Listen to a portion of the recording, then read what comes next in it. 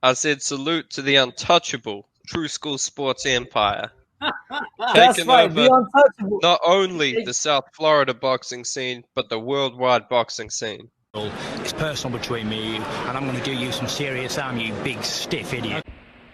The untouchable True School Sports Empire proudly presents something the boxing games are missing. Hey, what's going on? It's your boy BT, and I came here to talk some boxing with the thousands of True School Sports subscribers. Now, y'all can say the date. It's going to be somewhat of a momentous occasion out there in the UK as Chris Eubank Jr. finally returns to the ring as he takes on Liverpool's very own Liam Beefy Smith. Now, they could have did a lot worse for fights at middleweight. You know, a lot of people, I've heard people complain saying like Chris Eubank Jr.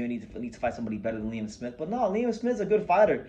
Liam Smith's a guy that's in a great run of form. I mean, when we talk about Liam Smith and the run of form that he's on, I mean, he's knocked out his last three opponents: Anthony Fowler, Jesse Vargas, and then most recently Hassan Muakinyo, who's a very strong, durable fighter himself, the African fighter. So Liam Smith has been doing his thing, and this is a big fight domestically in the UK, and it's a fight for him that if he's able to win it, not only does it enhance his career and his legacy, but it would also get Liam Smith into a really great position in the middleweight rankings because he just had his first fight at middleweight.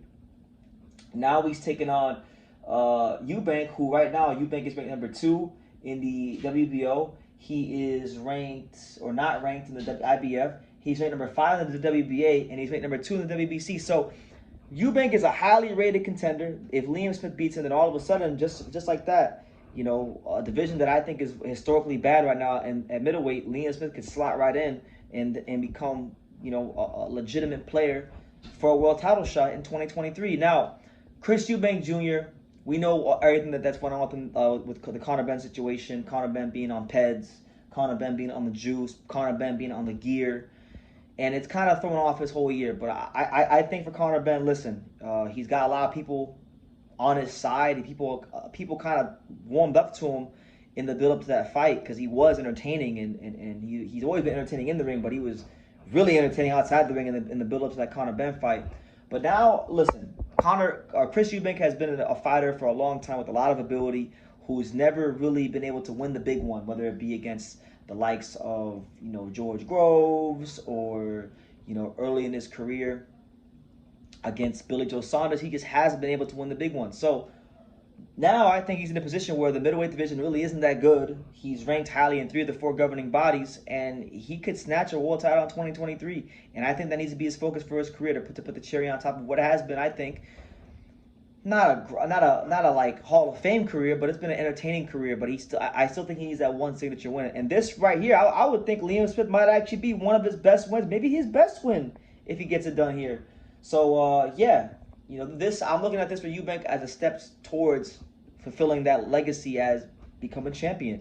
Now, Eubank's got clear advantages in a couple departments. Obviously, we know that he's the more athletic fighter.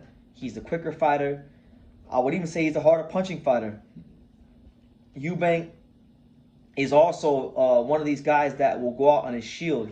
That's one thing I don't think he gets enough credit for, is the fact that Eubank will fight till he can't fight no more. He showed that in the George Groves fight. He showed that in numerous amount of fights in his career. Even with Liam Williams. Liam Williams, he dropped him a bunch of times early in the fight. Liam Williams came back and made it tough down the stretch, and he still found the way to grind it out and win. So Eubank is a really, really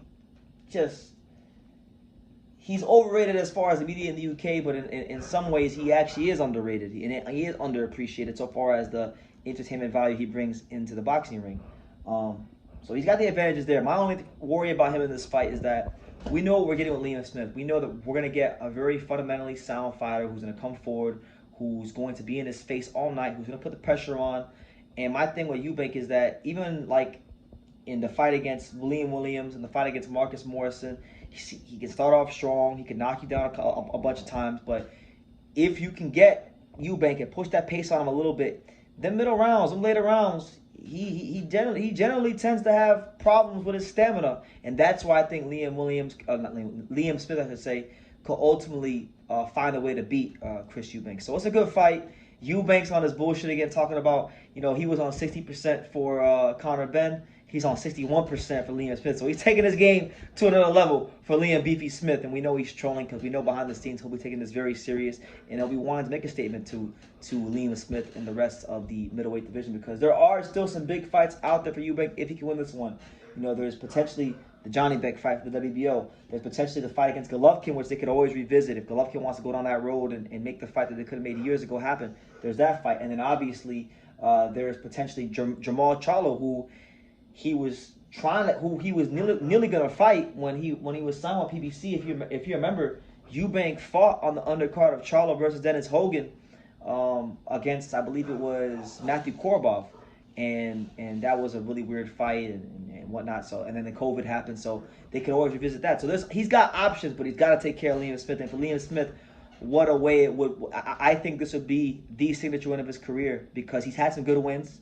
He's had a good career. He's been champion. He's fought the Canelos and the Munguias and the Anthony Fowlers and these kind of guys. But this, I think, will put Liam Smith in a whole other stratosphere if he can get this win over Eubank. So a lot at stake, and I really do think there's going to be some interesting things that take place in the middleweight division as we head into 2020-23. But those are my initial thoughts on Eubank versus Liam Smith. I'll have more on this fight as it gets closer. But leave your comments down below. How are you guys seeing the fight? Do you guys favor Eubank? Do you guys favor Smith? Let me know in the comments down below. Make sure you guys take the time to subscribe. And like I say in every single one of these videos, you can love me or you can hate me, but I'm just a kid from Daniel. So until next time, take care, guys. Thank you for watching another video on the untouchable True School Sports Empire. For more great boxing content just like this video, click right here and make sure you subscribe. Much love from sunny South Florida.